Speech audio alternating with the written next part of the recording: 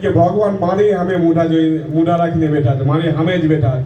બધાય જોવે કે ઈ કે મારી સામે બેઠા છે, બધાય પોતપોતે જોવે કેવી રીતે મારું સામે કૃષ્ણ બેઠા છે. તો ભગવાનની શક્તિ અચિંત શક્તિ છે, અચિંત ભેદાભેદ શક્તિ છે. એ ગમે એ બાજુથી ભગવાનને જો એક જ સરખું દેખાય. આપણને પાછળથી જોવે તો પાછળ જ દેખાય, સાઈડથી જોવે તો બાહુ જ જોવાય. પણ ભગવાનનો ગમે એ બાજુથી જો ભગવાનને પૂર્ણ સ્વરૂપ જોઈ શકો. તો ભગવાન એ રૂપ જોવે તો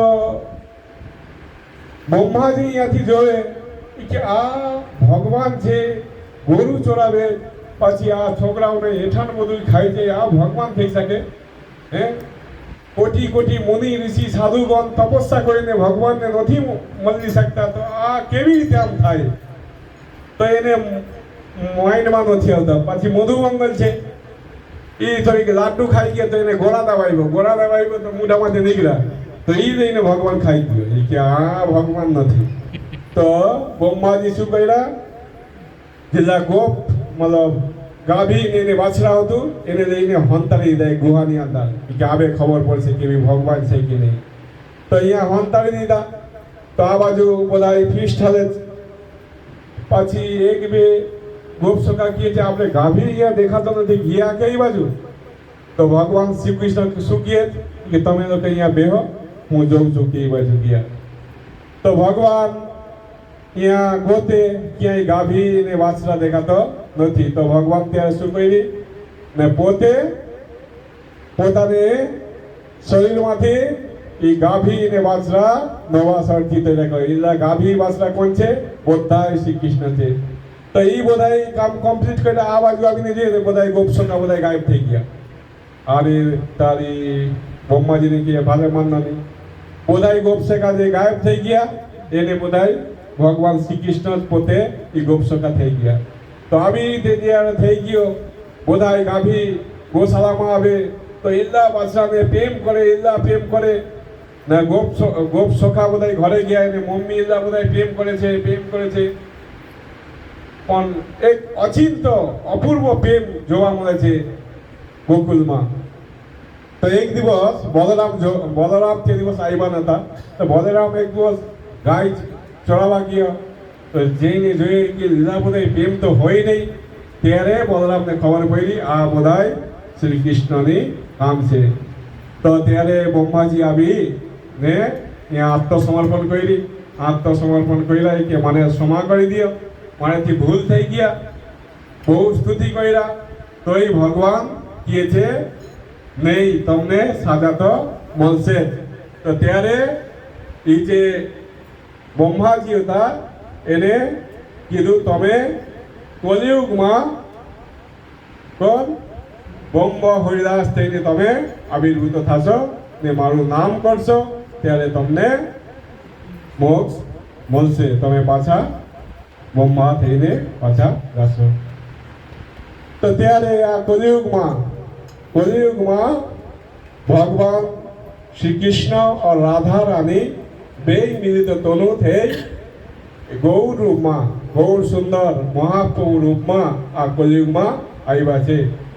તો આવીને જ્યારે ગૌરને જન્મ થયો એને નામ હતો એ લીમડા પેડની નીચે કોનું ઘર હતું? સચીમાનો. તો સચીમાને જે ઘર હતું એની આગળ એક લીમડાનું પેડ હતું. તો એની નીચે એની જન્મ થયા છે. તો એની નામ રાખ્યા છે નિમાઈ. ગૌર એક નામ છે, નિમાઈ નામ છે, વિષમર નામ છે, ગૌરાંગ નામ છે. તો મહાપ્રભુનો બહુ નામ છે. તો નિમાઈ કરતા તો નિમાઈ જ્યારે આવિર્ભૂત થયા ત્યારે ત્રણ વસ્તુ હવે એક ત્યારે સૂર્યગ્રહણ થયો. એક સૂર્યગ્રહણ, નામગ્રહણ અને મહાપ્રભુનો આવિર્ભાવ જન્મગ્રહણ થયો. ત્રણ ગ્રહણ થયા. તો મહાપ્રભુ આવીને બહુ રોવે છે. બધા કે ડોક્ટરને બોલાવો, કોક કે અમે શેની માટે રોએ છે, કાંઈ તાંત્રિક કંઈક થઈ ગયો ને ભૂત પેટ નથી, પ્રક્રિયા નથી, એવી રીતે બધા પોતપોતાની રીતે વિચાર કરે. પણ નિમાઈ રોવાનું બંધ નથી થતો ને દૂધ પીતો નથી, માતૃસ્તન પીતો નહોતા. એ કે આની મિનિંગ શું છે, કેમ નથી પીતા? ત્યારે અદ્વૈત આચાર્યને બોલાવ્યો. તો જ્યારે એને બોલાવ્યો, અદ્વૈત આચાર્ય કહે છે જે સોચીમાની દીક્ષા નથી થયો. શું નથી થયો? એને દીક્ષા નથી થયો. જેને દીક્ષા નથી થયો એને હાથનો ભોજન ભગવાન ગ્રહણ કરતા નથી. એટલે નિમાય શું કરે છે? રોવે છે. એને માની સ્તન નથી પીતો. એને ગર્ભમાં આવી ગયા પણ એની માતૃસ્તન એ પાન કરતો નથી. કેમ કે સોચીમાને દીક્ષા નથી થયો. તો ત્યારે અદ્વૈત આચાર્ય પ્રભુ સોચીમાને દીક્ષા પ્રદાન કરી. પાછી નિમાએ સ્તન પાન કરવાનો શરૂઆત કરી. તો ચૈતન્ય મહાપ્રભુને બહુ લીલા છે. ચૈતન્ય મહાપ્રભુ નાનો હતો ત્યારે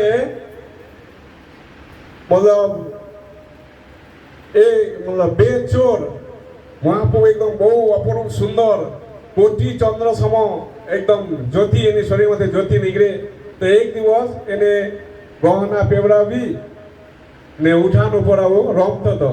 તો બે ચોર જોઈ ગયા કે આને લઈ જાઉં, આ છોકરાને લઈ જઈ એને શરીરમાં જેટલા બધા અલંકાર હોય એ બધા કાઢી દેશું, પાછું એને રસ્તામાં મૂકી દેશું. તો એ નિમાઈને એ બે ચોર લઈ ગયા. ચોકલેટ પીપર બિસ્કુટ દેખાઈ લઈ ગયા, આવ તમને બિસ્કુટ આપીશ. પાછી બે ચોર નિમાઈને લઈ ગયા ખંભે નાખીને. પાછી જાતે જતા એ બે જણા વિચાર કરે, આપણે છે ને ઓલા જંગલ દેખાય ને અહીંયા જાશું, જઈને છે ને એની બધા જે અલંકાર છે એ બધા કાઢી દેશું, આપણે બે જણા ભાગલા પાડી પછી છોકરાને આપણે મૂકી દઈશું. જાતા વિચાર કરે કોક કે આપણે છે ને ઓલા ગોલાની જે હાર છે હું એ લઈશ, બીજા કે છે નહીં હું હાર લઈશ, તું એ બે બાલા લેજો. આવી રીતે બધા મનમાં સોચતા જાય. પાછી જ્યારે જંગલ આવી, જંગલમાં જ્યારે નિમાઈને લઈ અને કાઢવા જાય ત્યારે જોઈએ તો બીજા માણસો આવી ગયા. અરે ભાઈ એ નથી કરવું, હાલો થોડીક આગળ જાઓ. આવી આગળ જતા કે નહીં આવે છે ને ઓલા જે ઝોપડા જેવું દેખાય એને બાજુમાં બેસી આપણે અહીંયાથી કાઢી દઈશું. પછી અહીંયા કાઢવા જાય તો અહીંયા બધા માણસો આવી જાય કે આ થયો શું. આવી રીતે ફરતા પાછી સોચીમાની આંગણમાં પાછી જ્યાંથી લઈ ગયા હતા અહીંયા જ આવી ગયા. પછી ચોર જોવે તો આ તો અહીંયા જ ઘરમાં આવી ગયા. એ લોકો મૂકી ને સીધા ભાગ્યા. ત્યારે સોચીમાં કે મારો છોકરો આવી ગયો તો બહુ આનંદમાં આવી ગયા હતા. બે ચોર કે હું અહીંયા રહીશ તો મને ધોલાઈ કરશે, એ સીધા તરફ ભાગ્યા. તો સોચીમાં ને છોકરાને મળી ગયો ને બહુ આનંદ કે ચોર ક્યાંથી આવી ગયા, એને કાંઈક થઈ ગયું હોય છે, કોઈક ટોટકા કરી હોય છે.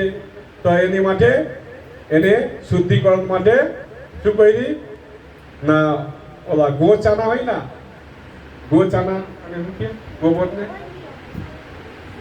ઓલા ગોબર ગાય છાણ એ છાણ લગાડી એને થોડી શુદ્ધ કરી નાખ્યા, ગંગાજલથી સ્નાન કરી નાખ્યા. પછી એવું ભગવાનનો બહુ લીલા છે. ભગવાન જ્યારે નાનો હતો ત્યારે એક બ્રાહ્મણ આવ્યા ઘરે, એક નૈષ્ઠિક બ્રાહ્મણ આવ્યા. તો જગન્નાથ મિશ્ર સોચીમાં બહુ નિષ્ઠાવાન બ્રાહ્મણ હતું. તેની ઘરમાં એક બ્રાહ્મણ આવ્યા ફરતા. તો સોચીમાં કહે જગન્નાથ મિશ્રને કે આપણે સાધુને આજે સેવા કરીએ, એને આપણે ઘરમાં જ રહીએ તો આપણે બધાય સાધુની સેવા કરશું ને આપણે બધાય પ્રસાદ લેશું. તો સાધુ કે નહીં આપણે નીકળી જશે કે નહીં આજે તો આપણી ઘરમાં તમારે ભોજન લેવું જ પડશે. બહુ એને મહેમાન ગતિ કરી. તો એ કે જો આપણે છે ને કોઈની હાથને પાકાવેલા ખાવા આપણે ખાતો નથી, હું પોતે પાકાવીને જમીશ. તો જગન્નાથ મિશ્ર કે કાંઈ વાંધો નહીં, બધું હું છે ને લઈ આવી દઈશ, તમે કયો એ લઈ આવી દઉં, તમે પોતે રસોઈ કરજો ને ભગવાનનો ભોગ ધરજો, પાછી આપણે બધાય પ્રસાદ લેશું. ત્યારે હરે કૃષ્ણ.